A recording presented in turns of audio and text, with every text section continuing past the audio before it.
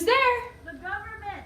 You want to come into my private home? Now you probably think we're going to be talking about the Fourth Amendment.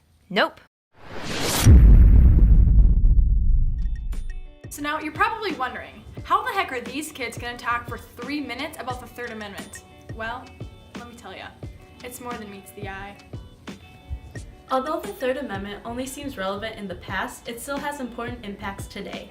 Take the Mitchell versus City of Henderson case, for example. On a calm summer evening in Nevada 2011, the police knocked on Anthony Mitchell's door and demanded entry. They did not have a warrant, but they were trying to gain a tactical advantage on a domestic violence case, which involved Mitchell's neighbors. Mitchell refused. Despite his protests, the police forced their way in and fired pepper ball rounds at him and his dog. They set up a post in one of the bedrooms and stayed there for 9 hours. Mitchell took them to court for alleged violation of the Third Amendment. So, who was right? Mitchell, the private homeowner, or the police, who entered his home to gain a tactical advantage? The Third Amendment states, "No soldier shall, in time of peace, be quartered in any house, without the consent of the owner, nor in time of war, but in a manner to be prescribed by law." In 1765, Britain passed the Intolerable Acts, one of which required American colonies to pay for and house British soldiers. They did this in order to spread out their army across the population to subjugate the rebellious Americans. Ultimately, these acts were one of the major causes of the American Revolution, and when the Founding Fathers wrote their Bill of Rights, they included the Third Amendment to make sure nothing like the quartering acts would ever happen again. Basically, as Americans, we've never liked the idea of quartering troops in houses because we didn't like it when Britain did it. We don't like the idea of having soldiers walk down the streets with M16s or muskets or whatever it is with arrest authority. And Congress has been one of those organizations here in government, or one of the branches of government, that provides that check and balance. So that's the whole deal. People didn't like soldiers in their homes, so the government stopped forcing soldiers into their homes. And everyone lived happily ever after, right? Wrong. The Third Amendment is all about privacy, which is something that Americans value today more than ever.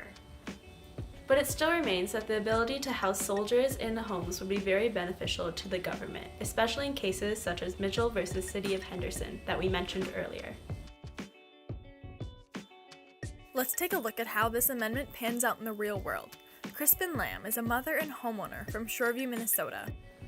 How would you feel if the government all of a sudden told you that you had to have soldiers in your home? Oh, I would be so upset.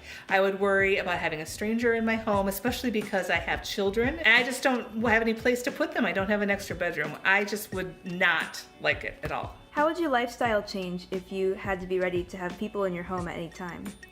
Well, I wouldn't be able to do the things that I want to do. For instance, right now I have robotics in the basement. I would have to leave that space clear for an extra bedroom. I would also have to keep my house clean all the time, and that's just really no fun.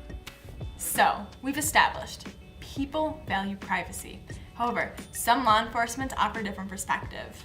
Going into people's homes allows them to oversee American safety, or it allows them to prevent future crimes from happening. Challenging the Third Amendment raises new questions about how this could be used in a modern environment. How would it affect the situation if government officials could stay in people's homes in order to gain close proximity to a crisis, such as natural disasters? If government assistance was at the forefront of every national emergency, could more lives be saved? Even though the average American doesn't have a problem with the Third Amendment, these questions are still worth asking. In the court case Estate of Bennett v. Wainwright, 2007, a question was asked, is it quartering if the soldiers were there for less than 24 hours? Estate of Bennett said yes. Anytime a soldier enters a home without a warrant or consent is violation of the amendment. Wainwright said no. Less than 24 hours is not considered quartering. The court sided with Wainwright. And now we're back to Mitchell versus City of Henderson. The key question for this case was, do police qualify as soldiers under the Third Amendment? The city said no. Police are not soldiers. This was not an act of military intrusion. Their actions are protected under the Fourth Amendment. Mitchell said yes. Police count as soldiers, and this was an invasion of privacy. The court sided with City of Henderson.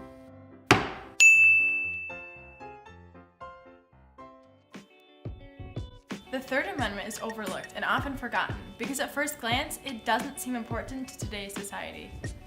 But Mitchell versus City of Henderson reminds us that even though these rules were created a bazillion years ago, they're still relevant today.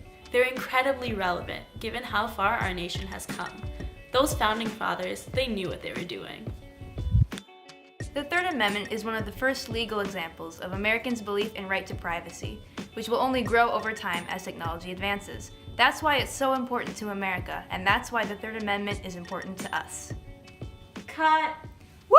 I'm proud to be an American.